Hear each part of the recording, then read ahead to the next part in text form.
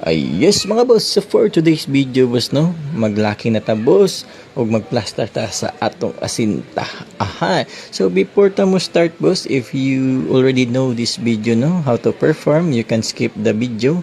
Kung wala, mulanta mo, dagang salamat no. And you can share it di ay mga boss sa inyong wall para di na mo magbalik-balik sa akong video no, sa inyo na lang nga post nga share dito na lang mo maglantaw. So karon mga boss no, ingani ra ni akong pagdiskarte boss pag baat sa garol no, kay para maplastada nato maayo padung sa atong asinta.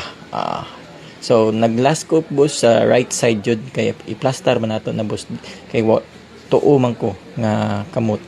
So mas pabor gud ng tuo ibutang. So kani boss di ako maplastada boss, timanin na akong kamot boss nga wala ipatong na ko na siya diha.